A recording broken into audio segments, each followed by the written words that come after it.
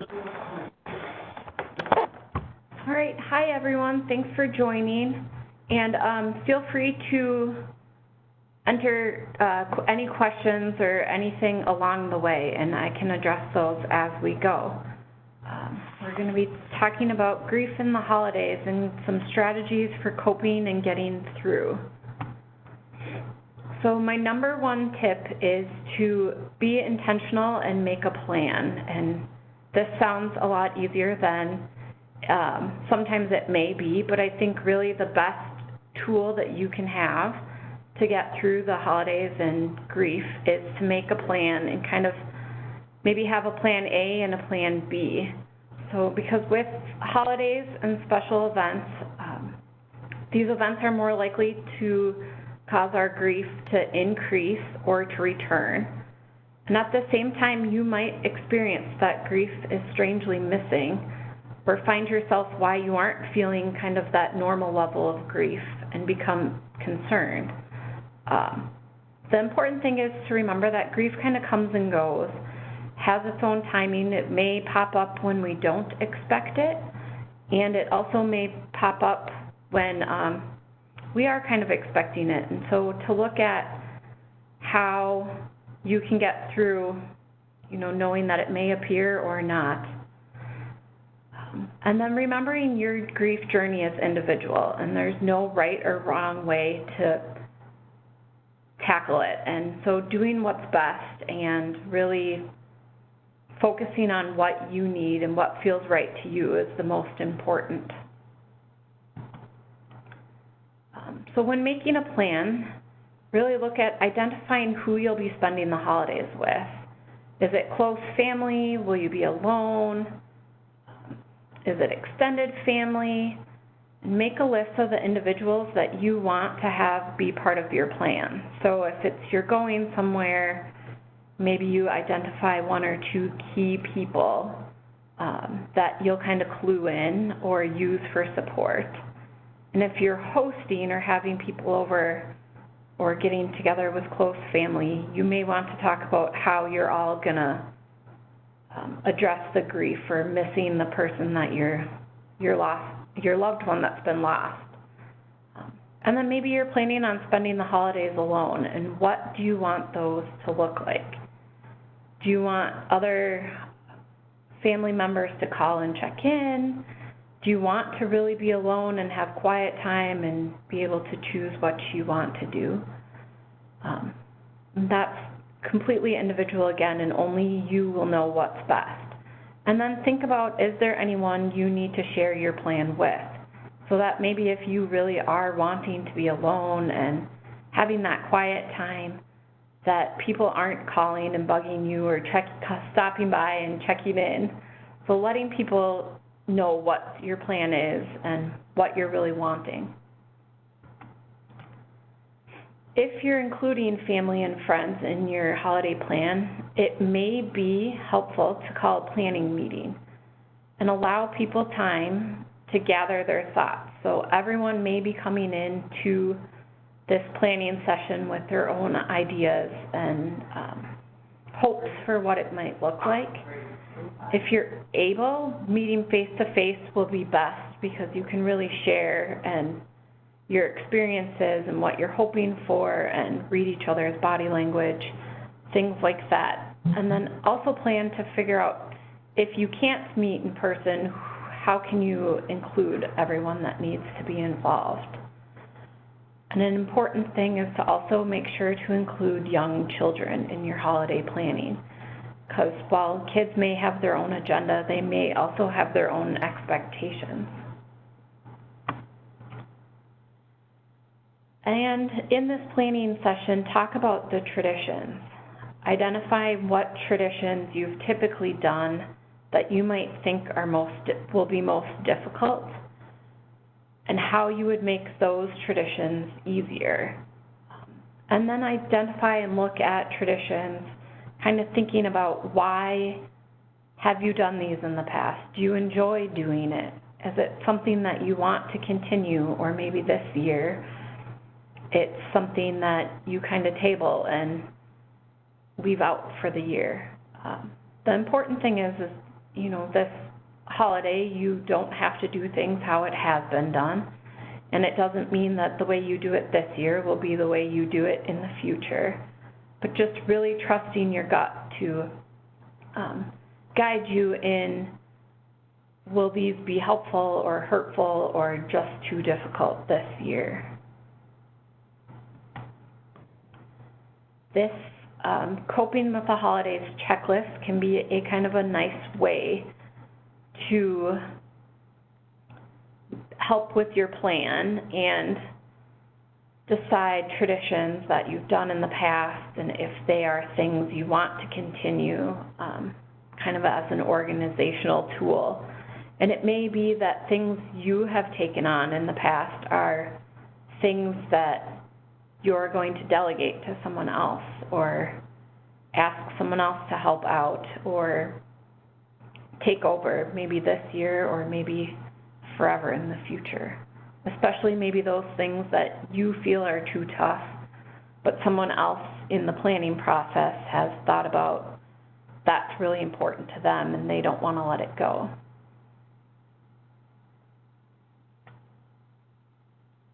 And as you involve children in the planning, make sure to ask them what they're hoping for, what traditions are important to them, what desires they have for the holidays, and make sure you're reiterating that it's okay to feel joy and have fun. The holidays don't have to be filled with sadness and grief, and oftentimes kids involved in activities and festivities can actually help kind of lighten the mood or bring a different side to things and make sure that they know that it's okay to have fun and to enjoy the traditions and things that are happening, but to also let them voice if they're feeling sad or need a break. Oftentimes, in these big gatherings or families getting together with lots going on, people's emotions can get left to the side or overseen. And so making sure that everyone knows they can share their thoughts and feelings and to talk about that in the planning process. Maybe there's one go-to kind of safe person or a word of like, this is too much, I need a break. So to make kind of a code word, or to plan an activity where if the traditions and the gathering is getting to be too much, you go outside and take a quick walk or give yourself some space. Another very important thing during this time is self-care. And remembering when we need to take care of ourselves the most is often when we do it the least. And with the holidays and everything going on, lots of activities, lots of expectations, lots of rituals and things, to really think about what do I need and how do I make sure that I get that and I'm well taken care of. And so thinking about, will I need an escape? Do I need to talk to someone about getting their permission to cry or to share feelings? Identifying those that will be involved in the holiday celebrations that you feel safest and able to share your feelings with. Will you need time alone? Do you need kind of a go-to support person, or again, a way to escape, get away, have that be part of the plan? Or think about what you need and what makes you fulfilled. It's important to continue your normal routine of exercising, eating, and drinking habits. Oftentimes when grieving and with the holidays and schedules are thrown off, that consistent routine can help you feel less chaotic and more organized and able to handle things. So make sure that you're taking care of yourself with exercise, eating, drinking, and give yourself grace. The holidays are time filled with memories and traditions that may make you especially vulnerable to grief reactions that you weren't expecting. Songs and music are often very emotionally charged. And so this can be a very difficult time, or it may feel cathartic to hear some of these and to experience some of these traditions. And then make sure to allow yourself to be able to back out of plans that you're not feeling up to. Oftentimes, grief can just catch you out of moment, and you may not feel up to doing something that you felt up to doing a few days ago. But at the same time, don't let your grief isolate you and keep you from engaging with those that may help lift your mood or really help feel better about things. And so I encourage you to allow yourself to back out of those plans, but also push yourself to attend plans that are most important to you. And maybe as you're making your plan, kind of identify what are my actual very hard must-attend events and what are ones that I may want to let go of.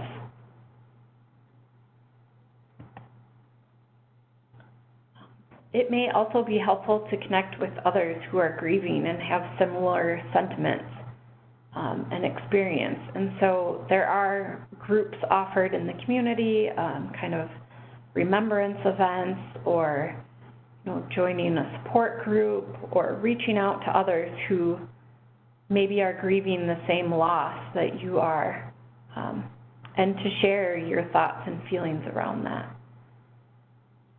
Trust yourself to choose what you need to do to get through the holidays, and trust that you are your best guide on this journey, and not to let others' expectations make you feel guilty for making the choices that you do.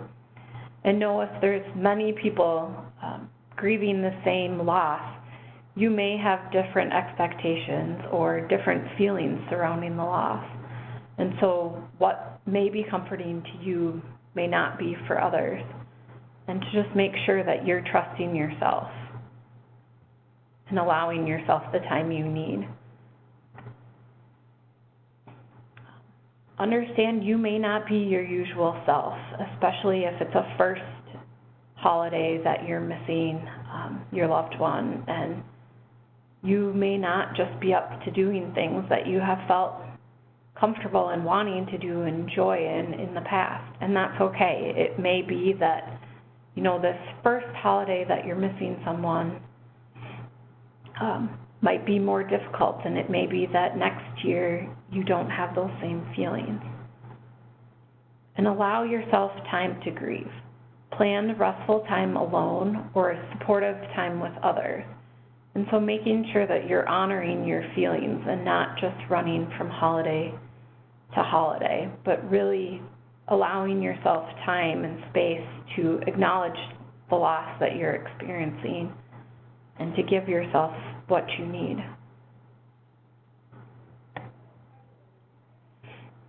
An important part of getting through the holidays is also to look at how do you want to incorporate these rituals and traditions. There's a grief idea about continuing bonds that says you're connected to your loved one despite their death. And that's very important as you move through. How do you want to stay connected to your loved one that's lost and missing, that's not with you this holiday? You don't want to leave them behind, but figure out how you want to carry them with you. And so when thinking about that, think about what you want to do to honor and celebrate and remember, and then open that up to family members and what are they hoping, or what do they want to do. And respect that not everyone's going to want to do the same things or want to carry on the same traditions. And so to have open conversation about how can we get through that and what can we do to honor each other's wishes. There may be multiple celebrations that once upon a time all family members attended, and instead now there's many different celebrations so that everyone's traditions and thoughts around the holidays can be honored. And to know what are your most important traditions and rituals, and what what do you really want to continue, and to be able to express that to others, or to examine how you are going to include those in your holiday celebration if others don't want them. So you may do your own kind of honoring of a loved one that's no longer with you. And there's many, many ideas of how to honor and celebrate someone. There's quite a few families I know that share stories around, a holiday meal, kind of sharing laughs and tears. You may make a favorite meal of your loved one that's no longer with you. You might set a place at the table in their honor or in their memory. You may light a candle, and you may create a celebration kind of around lighting this candle. It may not be a one-time thing, but kind of a memory. Incorporate into your self-care of lighting this candle and honoring a loved one. You may listen to music that evokes memories, helps you remember times of joy, and you may listen to music that also, kind of aligns with how you're currently feeling, and that may be how you honor them as well.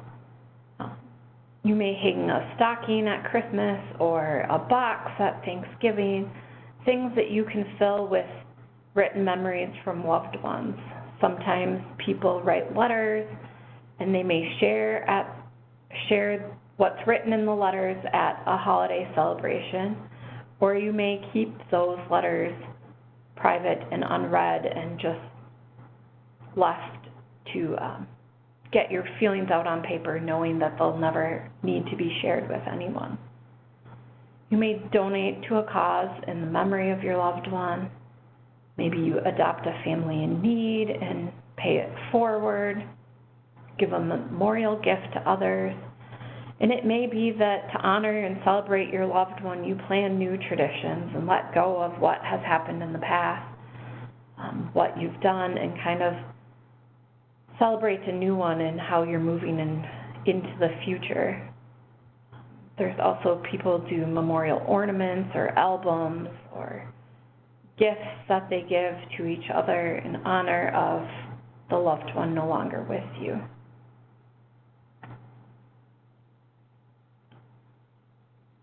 And remember that this year, or each year may look different. You may do less, you may do something more, you may do no traditions at all. And just because this is the year that you celebrated this year does not mean that it's how it will be in the future or how it was in the past. You may redo all traditions in the following years, or you may decide that what you've let go of feels right to move forward in the future.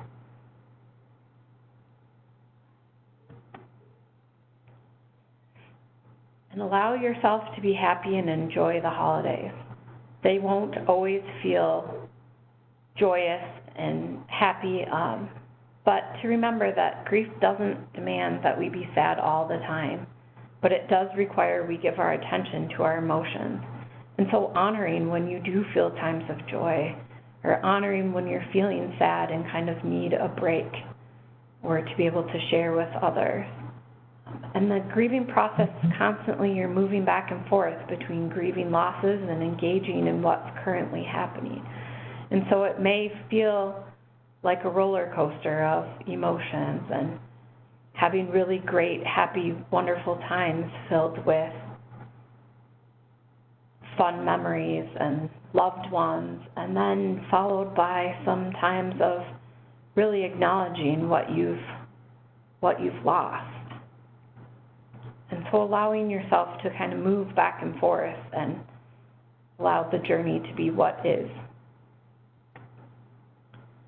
Grief is hard work for so many different reasons. It forces you to stretch your heart and mind and to create enough space for all your thoughts, emotions, and desires. And I think oftentimes, we're all humans, whether you're grieving or not, are feeling a multitude of things at one time. And so these loaded questions, kind of in this picture here of, hey, how are you feeling? And it says sad, grateful, guilty, optimistic, anxious. These are ways that we feel all the time, and they're especially often magnified when we're grieving. And so allow yourself to feel these seemingly opposite things at the same time, you know, to feel joy and feel sadness at the same time, or to feel like things are going well and kind of wondering what's next.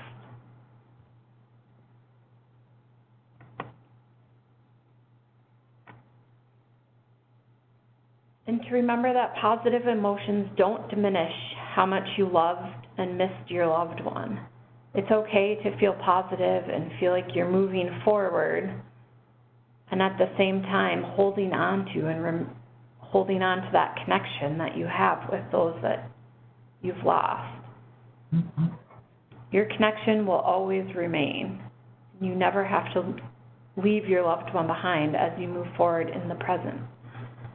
But part of this grief journey is to figure out, how am I going to honor what has been, and how do I move forward and experience life going forward? And so for some further support, Lakeview Hospice has a spouse loss group that happens on the third Tuesday of the month from 3:30 to 5. And that's a group I lead with a hospice volunteer who has also experienced spouse loss. So the two of us, it's an open group. You're welcome to come one month and not attend the next. But it's a really nice way to have very specific support around spouse loss and that unique relationship. And then Chaplain Bob Furness, the Lakeview Hospital chaplain and hospice chaplain, helps facilitate a group called Weathering Life's Losses. And this is an adult grief group, kind of a general group that's going to be starting up next week. And this is a 6-week closed group. So if that's something you're interested in, you can contact Bob. And then this What's Your Grief is just a great kind of website that has many blog posts on helping through all different grief topics. Does anyone have any questions? Feel free to write them in the chat. I have a question while we're waiting to see if anyone else does. If, like, I have a friend that has lost her husband recently, mm-hmm. and I think she has things she can do for Christmas coming up, but how do I invite her for something else, like, you know, a cookie gathering or something, but do it so that I don't know whether she really wants to attend. I don't want to pressure her, but how do you ask with letting her graciously get out of it if she wants to? Well, and I think the important thing is to ask, because oftentimes grief and loss kind of becomes the elephant in the room, and the griever may feel extremely isolated because oftentimes people don't know what to say, and so they wind up saying nothing at all. And so to really, you know, extend the invitation and say, I want you to come, but I also, if you don't want to, don't feel like you have to, and just be direct. Just be direct and honest of, you know, it's not, I would love it if you're there, and if it just feels like too much, fine. And okay. It's a good way to put it. Yeah, I do. I think, you know, grief and kind of walking on eggshells around each other can be more harder to deal with than just addressing it directly, both as the griever and as someone trying to support those who are grieving. And so to just really, you know, offer, or, you know, sometimes when you say, what can I do to help? But maybe you offer up 3 things that you know you're good at and can really do, and say, hey, if any of these 3 would be helpful, I'd be more than willing to do it. And then as a griever, thinking of, what can I delegate to others, and who are the people in my life that I would do that for. Yeah. Good idea. Well, we're not seeing any questions come across. So if we don't have any questions, we will close out today, and I want to thank you for joining us. And I'll send out the recording in an email when I receive the recording. And again, thank you for joining us, and we'll close off now. Thank you.